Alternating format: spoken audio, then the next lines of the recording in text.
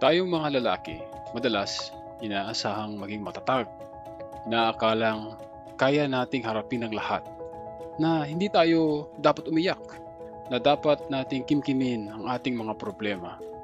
Pero ang totoo, maraming lalaki ang tahimik na lumalaban sa mga laban na walang nakikita o tinatawag na silent battles.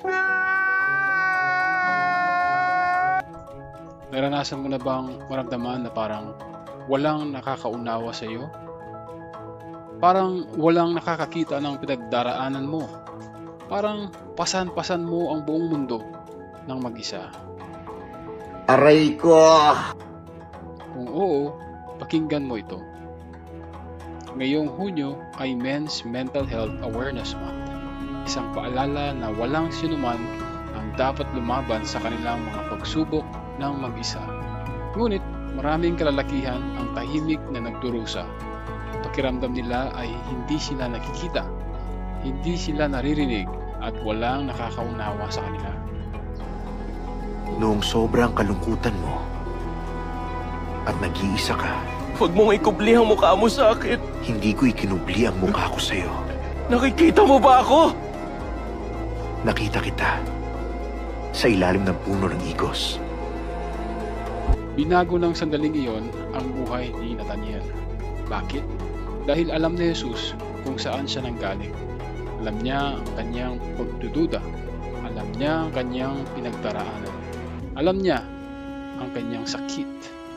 Pwede po ba palakpakan natin si Lord? Maraming salamat po. At bago pa man makilala ni Nathaniel si Jesus, nakita na siya ni Jesus. At ganoon din sa iyo.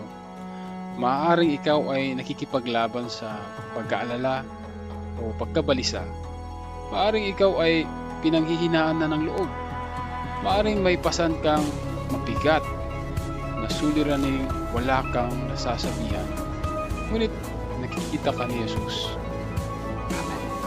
Nakikita niya ang bawat luha, bawat panalangin, bawat tahimik na laban. Katulad ni Nathaniel, hindi ka nag-iisa. Alam ni Jesus ang iyong kwento. Nakikita niya ang iyong sakit at hindi ka niya nakakalimutan. At higit sa lahat, hindi ka niya pababayaan.